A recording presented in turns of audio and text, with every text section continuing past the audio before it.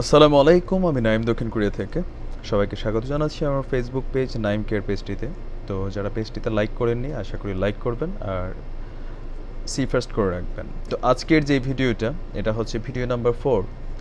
আর সেই ভিডিওটা এর আগে 3টা ভিডিও আমি করেছিলাম, সেটা হচ্ছে যে বরগুনার সে আলোচিত হত্যাকাণ্ড রিফাত, নয়ন, মিন্নি।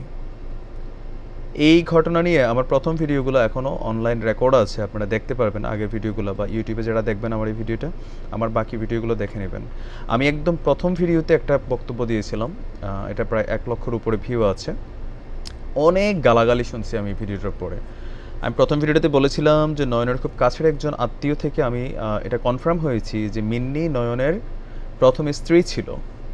অনেকে ভাই আমার প্রচুর গালাগালি করছেন কারণ কি, ভিডিও দেখে প্রথমে সবাই কনফিউশন হয়ে গেছেন যে একটা ছেলেকে, এখানে ভিডিওটা আমরা যেটা প্রথম দেখেছি যে নয়ন আর যে রিফাত ফরাজি দুজন মিলে রিফাত ছেলেটাকে মিন্নির দ্বিতীয় স্বামীকে কোপাচ্ছে, মিন্নি তাদেরকে বাঁচানোর চেষ্টা করছে, রাতারাতি মিন্নি হিরোইন হয়ে গেল।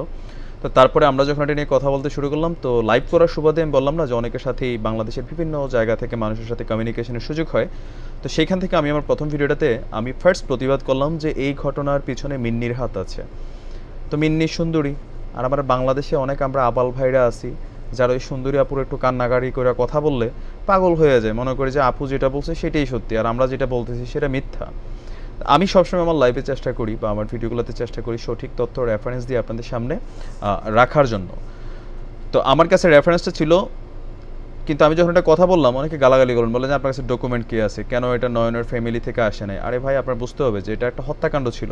তো ওই মুহূর্তে নয়ন হচ্ছে আসামি, তখন নয়ন ধরা পড়ে নাই, তার ফ্যামিলি থেকে এটা কেউ আসে না। আর বাংলাদেশের বর্তমান প্রেক্ষাপটে পরিস্থিতিতে মানুষ সত্যি কথা বলে না, আমরা হয়তো বলি, অনেকে আছে বলে না, বরগুনা থেকে একজন মানুষও বলে নাই। তা আমি প্রথমে বলেছিলাম যে মিন্নি নয়নের সাথে প্রেম করে বিয়ে করে 16 মাস সংসার করেছে।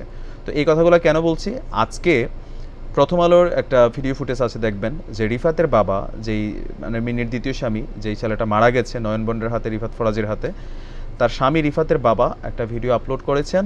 আর সেটা প্রেস ব্রিফিং করে, সংবাদ সম্মেলন করে তিনি মিন্নির শাস্তি চেয়েছেন। তার বক্তব্যটার মধ্যে যেটা ছিল সেটা আপনি ভিডিওটাতে আমি দিচ্ছি, আপনি দেখে নেন, তারপরে আমি কথা বলছি।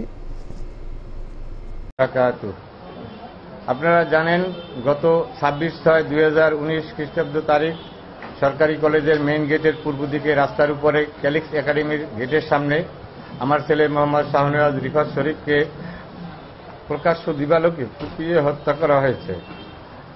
আজ এ বিষয়ে কিছু কথা শেয়ার করার জন্য আপনাদের সামনে উপস্থিত হয়েছি। মাননীয় প্রধানমন্ত্রী, স্বরাষ্ট্রমন্ত্রী, আইজিপি মহোদয় এবং সাংবাদিক ভাইদের সহযোগিতায় এ পর্যন্ত 14 জন আসামিকে গ্রেপ্তার করা হয়েছে। কিন্তু অত্যন্ত দুঃখের বিষয়, ভারাক্রান্ত মনে এই হত্যাকাণ্ডের নেপথ্যের প্রধান কারিগর এবং হত্যাকাণ্ডের মূল হোতা ধরাছোঁয়ার বাইরে রয়ে যাচ্ছে। কিভাবে সেটা বলছি। 1. নয়নের সাথে মিন্নির বিয়ের ঘটনা সে ও তার পরিবার সুকৌশলে গোপন করে গেছে। 2. বিবাহ বলবৎ থাকা অবস্থায় শরিয়া বহির্ভূতভাবে মিন্নি আমার ছেলে রিফাতকে বিয়ে করেছে। 3. রিফাতের সাথে বিয়ের পরেও মিন্নি নয়নের বাসায় যাওয়া আসা করে এবং নিয়মিতভাবে তার সাথে যোগাযোগ রক্ষা করে। ইতিমধ্যে নয়ন বন্ডের মা একাধিক সংবাদ মাধ্যমকে এ বিষয়ে সহ আরও অনেক তথ্য দিয়ে সাক্ষাৎকার প্রদান করেছে। এরই ধারাবাহিকতায় মিন্নি ঘটনার আগের দিন 25/6/2019 তারিখ সকাল আনুমানিক 9 ঘটিকায় এবং সন্ধ্যায় নয়নের বাসায় যায় বলে আমি জানতে পেরেছি। 5. মিন্নি অত্যন্ত দিনে রিফাতকে ছাড়া কলেজে গেলেও ঘটনার দিন রিফাতকে কলেজে ডেকে নিয়ে গেছে। রিফাত ঘটনার পূর্ব মুহূর্তে মোটরসাইকেল করে কলেজ থেকে মিন্নিকে নিয়ে আসার জন্য গেলে মিন্নি মোটরসাইকেল পর্যন্ত আসলেও চক্রান্তকারীদের উপস্থিত না দেখে কালক্ষেপণের জন্য পুনরায় কলেজের দিকে ফিরে যাচ্ছিল এবং রিফাত মিন্নিকে ফিরিয়ে আনার চেষ্টা করছিল, যা ভিডিও ফুটেজের মাধ্যমে আপনারা অবগত আছেন। মিডিয়ায় প্রকাশিত নতুন ভিডিও ফুটেজ দেখলাম মনে প্রথমে, যখন আমার প্রিয় ছেলেকে রিফাত ফরাজি, রিশান ফরাজি ও অন্যান্যরা জাপ্তি ধরে মারপিট করতে করতে পূর্ব দিকে নিয়ে যায়, তখন মিন্নি অত্যন্ত সাবলীল ভঙ্গিতে পেছনে পেছনে হাঁটতেছিল, যা একজন স্ত্রীর ক্ষেত্রে কোনোভাবেই স্বাভাবিক আচরণ প্রত্যাশিত ছিল না। এছাড়া মিডিয়ায় প্রকাশিত ভিডিও ফুটেজে দেখা যায় স্বামীকে কোপানোর সময় মিন্নি আসামিকে জাপ্তি ধরেছে, কিন্তু আসামি নয়ন সহ অন্যান্য আসামিদের কেউই একটিবারের জন্য মিন্নির উপর চড়াও হয়নি এবং কোনোভাবেই মিন্নি আক্রান্ত হয়নি। নয়ন যখন তার স্বামী রিফাত আহত এবং রক্তাক্ত অবস্থায় একা একা রিকশাযোগে হাসপাতালে যাচ্ছিল, তখন মিন্নি তার ব্যাগ ও স্যান্ডেল গোছানোর কাজেই বেশি ব্যস্ত ছিল এবং আসামিদের একজন রাস্তা থেকে ব্যাগ তুলে মিন্নির হাতে দিছিল। তাছাড়া আমার প্রিয় ছেলে রিফাত শরীফকে অ্যাম্বুলেন্স যোগে বরিশাল শেরেবাংলা মেডিকেল কলেজ হাসপাতালে নেওয়ার সময় মিন্নি রিফাতের সাথে বরিশাল যায়নি। আমার প্রশ্ন, এসব নিয়ে সোশ্যাল মিডিয়ায় একাধিক সংবাদ ভিডিও প্রকাশিত হয়েছে, আপনারাও অবগত আছেন, তাহলে কেন এখন পর্যন্ত মিন্নিকে মিডিয়ায় একাধিক সংবাদ ভিডিও প্রকাশিত হয়েছে, আপনারা অবগত আছেন, তাহলে পুলিশ কেন এখন পর্যন্ত মিন্নিকে আইনের আওতায় এনে জিজ্ঞাসাবাদ করছে না? আমি উল্লেখিত পরিস্থিতিতে বিশ্বাস করি পুলিশ মিন্নিকে গ্রেপ্তার করে রিমান্ডে এনে জিজ্ঞাসাবাদ করলে এই ন্যাক্কারজনক হত্যাকাণ্ডের সত্যতা তথা প্রকৃত রহস্য বেরিয়ে আসবে। আমার দাবি, এ অবস্থায় আপনাদের মাধ্যমে মাননীয় প্রধানমন্ত্রী, স্বরাষ্ট্রমন্ত্রী সহ প্রশাসনের সকলের কাছে আমার আকুল আকুতি, এই ন্যাক্কারজনক হত্যাকাণ্ডের মূল হোতা, মূল কারিগর তথা প্রধান আসামি মিন্নিকে গ্রেপ্তার করে জিজ্ঞাসাবাদের মাধ্যমে প্রকৃত রহস্য উন্মোচন করে তাকে আদালতে প্রেরণের মাধ্যমে। কি এবার যারা আমাকে গালি দিয়েছিলেন এতদিন ধরে, এই গালিগুলো আপনারা নিজেদের উপর একবার করে নিজেদেরকে দিবেন। ফেসবুকে আপনি একটা ভিডিও দেখে আপনি সত্য মিথ্যা যাচাই বাছাই করতে পারেন। এবার বুঝছেন তো যে মিন্নি নামক মেয়েদেরকে কেন আমি বারবার এই সমাজে আমি বলি যে এই ট্রায়াঙ্গেল লাভ সিরিজ, আমি যখন বলছি যে মিন্নি 16 মাস সংসার করছে, আমি বলছিলাম যে মিন্নি তালাক দিছে, এখন তো যেটা বের হয়েছে যে মিন্নি তালাকও দেয় নাই। হ্যাঁ, এটা কিন্তু আলোচিত ছিল যে মিন্নি রিফাত ফরাজির সাথে পরকীয়াতে যে ভাগ্যা গেছে, রিফাতের সাথে নয়নের স্ত্রী থাকাকালীনই, কারণ নয়ন মিন্নি রিফাত একটা সার্কেল ছিল, একসাথে একজন আরেকজনকে চিনতো তারা। তো নয়নের বন্ধু হিসাবে ওই রিফাতের সাথেও তার বাসায় মাঝে মাঝে যাতায়াত ছিল, সেইখান থেকে পরিচয়ের সুযোগ হয়, তারপর ফোনের যোগ ভাই, ঠিক আছে, হয়ে গেছে। তারপর নয়নরে তালাক না দিয়ে ভাগ্যে গেছে, এটা তো রিফাতের বাবার নিজের মুখের কথা, তাই না?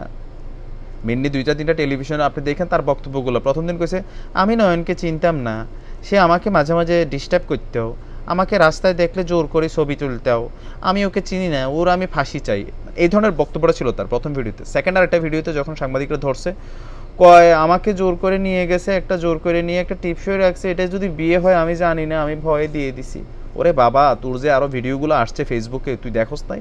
আমি তখন আমার সেকেন্ড এবং থার্ড ভিডিওতে আমি এই কথাটাই বারবার বলছি যে মিন্নিরা সমাজের জন্য অভিশাপ। এই মিন্নিদের কারণে নয়নবন্ডের মতন পোলাপাইন এর আগে যতই ক্রাইম করুক তো সে কিন্তু পুলিশের ধরাছোঁয়ার বাইরে ছিল এক ধরনের, ঠিক আছে, জামিন টামিনে বের হইতো, কিন্তু এই ঘটনার কারণে নয়নবন্ড কিন্তু ক্রসফায়ারে মারা গেছে, এদিক দিয়ে রিফাত মারা গেছে, বাচ্চা আছে মিন্নি, সে হয়তো তৃতীয় কাউকে বিয়ে করবে, চতুর্থ কারোর সাথে আবার রিলেশন করবে, তো তৃতীয় চতুর্থ মারামারি হবে, সে পঞ্চমের জন্য রেডি হবে। আর তারে তৃতীয় চতুর্থ বিয়ে করবে কে জানেন? আপনি করবেন, কারণ আপনি হচ্ছেন ওই লোক যে আমার এই ভিডিওর পর আমরা গালাগালি করছেন যে আমি কই থেকে পাইছি, আমি এইটা, আমি সেইটা, আমি দালাল, আমি মিন্নির এটা, মিন্নির সাথে আমার বোন।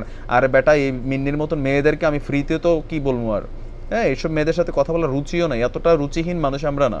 আপনারা মিন্নির বিয়ের জন্য ফেসবুকে অনেকে স্ট্যাটাস দিচ্ছেন না, এই মিন্নিদের কিন্তু আপনারাই সমাজে জীবিত রাখেন। এই মিন্নির আবার বিয়ে আপনি হয়তো করবেন, আপনারা আমার মতন কেউই তো চাই করবো, আমার তো করার সুযোগ নেই, আপনারাই করবেন, ঠিক আছে? যারা মিন্নির জন্য মায়া কান্না দেখেন, সুন্দর মাইয়া কান্দে একটা ভিডিও দিছে, আপনি বেহোশ হয়ে গেছেন, তো এখন আপনি বলেন আপনারা আবার আজকে করবেন কি? এই ভিডিও যখন ভাইরাল হবে আপনারা সবাই আবার মিন্নির বিপরীতে চলে যাবেন। গত 2 দিন আগেও যিনি মিন্নির পক্ষে ছিলেন, ভাই আপনি এখন কেন বিপক্ষে যাবেন? কারণ হচ্ছে এখন আপনার সামনে সত্যটা আসছে। তো প্রথমে যখন আমরা বলতেছি আপনার কেন এটা ট্রাস্ট হয় নাই? আমাদের কাছে এভিডেন্স ছিল না, এভিডেন্স ছিল, কিন্তু এটা একটা মার্ডার কেস, তো এই ক্ষেত্রে খুব সাবধানে কথা বলতে হবে, আপনার এটা বোঝা উচিত, ঠিক আছে? আর আমি আমার প্রতিটা ভিডিওতে সবসময় চেষ্টা করি রেফারেন্স ছাড়া কথা বলার জন্য না। আমার 3টা ভিডিওর পরে যেটা 4 নম্বর ভিডিও, তো এই ভিডিওর মাধ্যমে আমি সেই একই শাস্তি, যে আইনের ধারাবাহিকতা, আইনের মাধ্যমে মিন্নিকে শাস্তি দেওয়াটা একটু কঠিন এই কারণেই যে সে তো নয়নবন্ডকে সে বলে যে সে তালাক দিছে, সে তো মার্ডার করে নাই রিফাতরে, কিন্তু আজকে তো রিফাতের আব্বা এটাই বললো যে সে এই প্ল্যানে জড়িত। এখন নয়নবন্ড তো মরেই গেছে, রিফাত ফরাজি আছে জীবিত, সে পুলিশের কাঠগড়ায় আছে, তারে ধৈর্য বাইন্দা ভালো করে পিটাইলে যে এই ঘটনার পিছিয়ে মিন্নির কতটুকু হাত আছে সেটা বের হয়ে আসবে। আর আমি সেই প্রথম ভিডিও থেকে আজকের এই পর্যন্ত আমার অবস্থান যেটা ছিল, মিন্নিদের সমাজে দৃষ্টান্তমূলক শাস্তি হওয়া উচিত। অসংখ্য মিন্নি আছে, আমার কথা হচ্ছে যে নয়নবনরা খারাপ, তুমি বাবা তার সাথে সংসার দরকার নাই, আমার বোন যদি মিন্নি হইতো আমি তারা সংসার করতে দিতাম না, কিন্তু তুমি সংসার কইরা ওইখান থেকে আইসা আবার তার বন্ধুর সাথে পরকিয়া করবা, পীড়িতি করবা, তুমি বিয়াকে পীড়িতি করে ভাগ্যে গেছো তাও মানলাম, ভাগ্যে আবার তুমি নয়নবনের সাথে কমিউনিকেশন করা ট্রাই করতেছো কেন? তোমার কয়জন লাগে? আপনি দেখছেন রিফাতের বাবা বলছে যে 25 তারিখে নয়নের বাসায় মিন্নি গেছে, এবার বলেন ভাই, আপনারাই হচ্ছেন ফেসবুকে যারা রিউমার ছড়ান, গুজব ছড়ান, মানুষের একটা ভিডিও দেখলে আপনি এটার উপরে টাসকি খেয়ে যান, ঠিক আছে? তো আমি আশা করি যে আমার এই ভিডিওতে অন্তত এবার আপনাদের সম্মতি হবে।